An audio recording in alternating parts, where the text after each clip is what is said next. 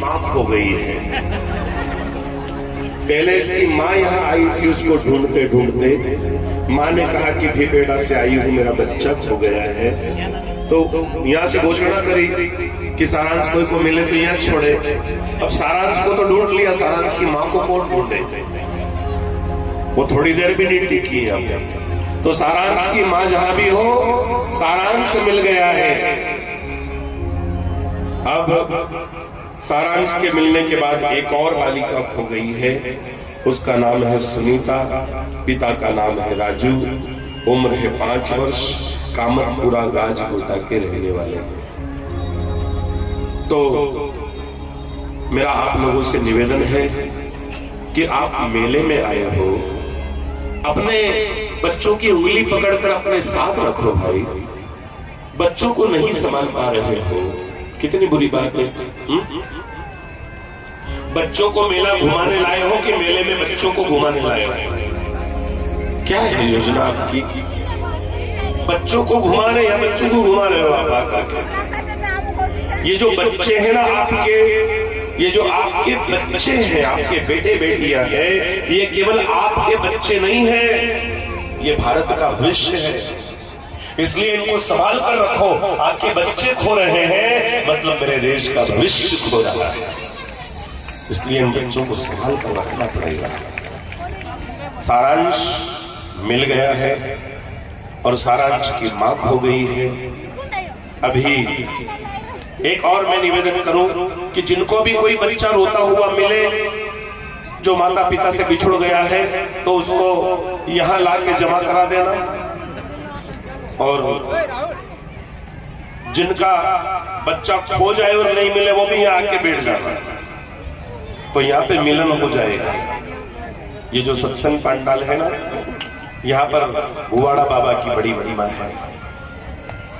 रोतों को हंसाते हैं, बिछड़ों को मिलाते हैं, टूटों को जोड़ते हैं, सबकी किस्मत के ताले खोलते हैं। ये भुवाड़ा बाबा है, इनके दर पर लोग खाली हाथ आते हैं, यहाँ से खाली नहीं जाते हैं।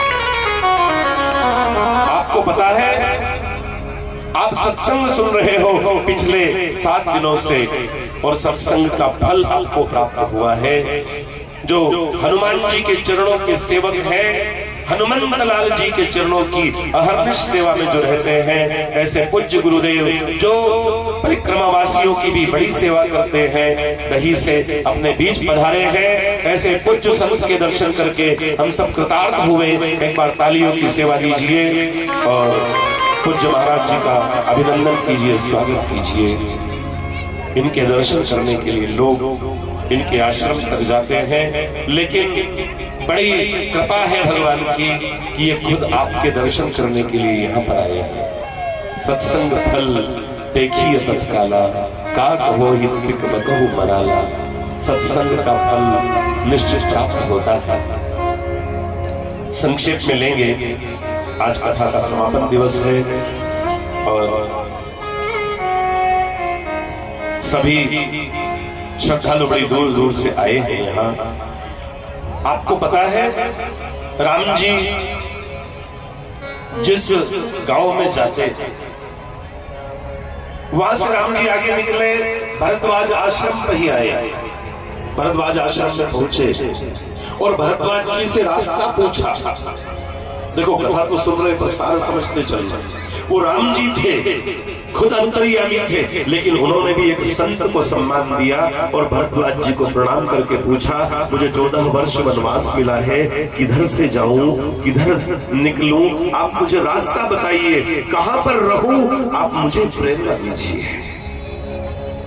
और किसी से रास्ता पूछोगे तो भटकने की संभावना है, लेकिन संत से रास्ता पूछोगे तो जीवन में कभी भटकोगे नहीं। अगर कोई संत मिल गया तो जीवन का अंत सुधार देगा। इसलिए मिले कोई समर्थ सदगुरु, मिले कोई आत्मवेद का महापुरुष, तो उसके चरणों को छू करके और आशीर्वाद जरूर लेना। कहना कि गुरुदेव, मेरा जीवन परमात्मा से जुड़ नहीं पा रहा है, आप ऐसी कृपा करो कि मैं संसार को भूलूं और भगवान से जुड़ जाऊं। भारद्वाज ऋषि के आश्रम में भगवान राम पहुंचे हैं, संत को प्रणाम किया है। गुरु की कृपा जिस पर हो जाए उसके लिए कुछ भी अधूरा नहीं रहता। मिले कोई समर्थ सदगुरु तो निवेदन कर लेना कि गुरुदेव तुम तो जानो गुरु जी घट घट की, मेरी नैया भंवर में अटकी। ओ तुम तो जानो गुरु जी घट घट की, मेरी नैया भंवर बिछ अटकी। अब तू जो नहीं है आधा, अब तू जो नहीं है आधा, गुरु मुझे पार लगा दे। अब तू जो नहीं है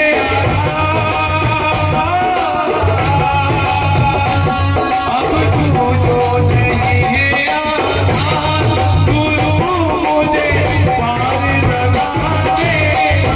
तेरी माला जपूंगी दिन रात, गुरु मुझे पार लगा दे। तेरी माला जपूंगी मेरा, गुरु मुझे पार लगा देना। तेरे गुरुदेवा जय हो, बोली जय हो।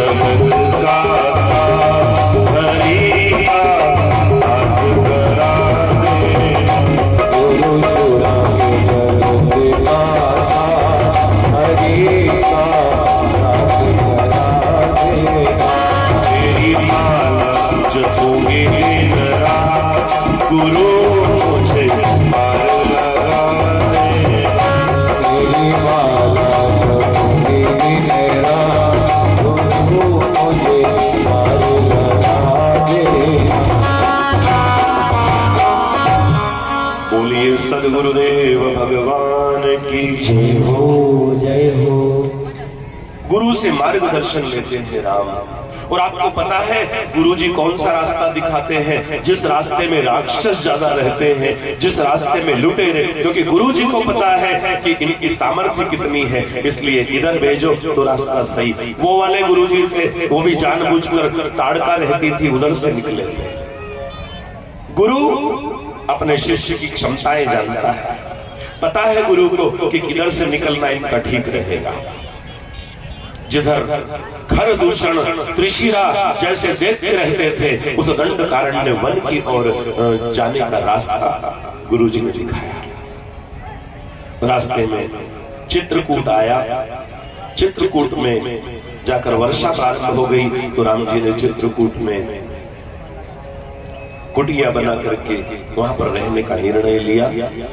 इधर राजा दशरथ जी की मृत्यु हो गई, पूरा राज परिवार दुखी हुआ। भरत जी ने योजना बनाई कि फिर से राम जी को लौटा करके लाएंगे और फिर से उनको राजगद्दी पर बिठाएंगे। समूची अयोध्या चल पड़ी राम जी को वापस लेवाने के लिए, लेकिन राम जी ने मना कर दिया। उन्होंने कहा, नहीं भरत, अब मैं नहीं आऊंगा। पिता ने मुझे 14 वर्ष वनवास दिया है, मैं पिता की आज्ञा का पालन करूंगा। कथा तो सुन रहे हो, समझना। अगर बाप कहे कि बेटा ऐसे करना है तुझे और उलट करके बाप को जवाब दो, रामायण पढ़ लोगे तो पता चलेगा कि पिता का सम्मान पुत्र को कैसे करना चाहिए। रामायण केवल पुस्तक नहीं है, ये जीवन प्रबंधन का एक दिव्य सूत्र है। और जो रामायण पढ़ ले उसके जीवन में फिर किसी प्रकार की दुविधा रह ही नहीं सकती। ऐसा ग्रंथ है रामायण। भाई का भाई से कैसे रिश्ता हो, पत्नी का पति के प्रति क्या कर्तव्य हो, पति का पत्नी के प्रति क्या जिम्मेदारी भरा कर्तव्य हो, राजा का प्रजा के प्रति, प्रजा का राजा के प्रति, शत्रु का शत्रु के प्रति, मित्र का मित्र के प्रति कैसे व्यवहार होना चाहिए, इसके लिए हमें रामायण घर में लानी चाहिए।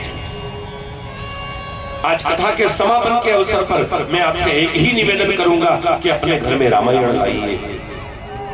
प्रत्येक घर में रामायण होनी चाहिए। वाल्मीकि जी की रामायण थोड़ी कठिन पड़ती थी, तुलसीदास जी ने उसको सरल कर दिया हिंदी में। ये कोई मेरी रचना नहीं है, ये आपके पुरखों की लिखी हुई किताब है, वाल्मीकि जी ने लिखी है। हमने तो केवल उनकी बात को आपके बीच लाकर बताया है। मैं तो केवल मध्यस्थ हूं, उधर की इधर और इधर की उधर, बाकी है तो आपकी। मैं तो आपकी ही, आपके पुरखों की कही हुई बातें, उनका संदेश मैं आपको सुनाने आया हूं। आपके पूर्वजों का जो संदेश है वो मैं आपको देने के लिए आया हूं। मैं आपसे कहने आया हूं मेरे भाई बहन, जीवन बड़ा अनमोल है। कई कई जन्मों के जब पुण्य उदय होते हैं तब मनुष्य जन्म मिलता है। और मनुष्य जन्म में भी जिनके हजारों हजारों जन्म के पुण्य होते हैं उनको भारत देश में जन्म मिलता है, नहीं तो कहीं America, Canada, Africa, Yugoslavia, Czechoslovakia, north Korea, पता नहीं कहां जन्म मिल जाता। कई कई जन्मों के, हजार जन्मों के पुण्य हैं, तो आपको इस पवित्र भारत की धरा पर जन्म मिला है। आइए बनाइए। वाह। तो राष्ट्रीय स्वयंसेवक संघ के कुक्षी जिले के जिला प्रचारक श्रीमान नमित जी करवे पधारे हैं। आपका बहुत बहुत स्वागत। एक बार तालियों की सेवा दीजिए। राष्ट्रीय स्वयंसेवक संघ का जो प्रचारक होता है वो किसी महामंडलेश्वर से कम नहीं होता। समूचे सुखों को त्याग कर, समूची घर गृहस्थी और परिवार को त्याग करके और समाज से जो मिले उसे खा लेना और समाज का कार्य करना, समाज में जागरण करना और कैसे भारत परम वैभव पर पहुंचे, कैसे हम अपने खोए हुए गौरव को फिर से प्राप्त करें, अहर्निश केवल इसी के लिए चिंतन करना, ये जीवन है प्रचारक का। और ऐसे राष्ट्रीय स्वयंसेवक संघ के प्रचारक हमारे यहाँ आए हैं। एक बार जोरदार करतल ध्वनियों से आप इनका स्वागत करें। वे भी खड़े होकर एक बार सबको दिख जाए ताकि पता चले लोगों को कि किधर से आए हैं।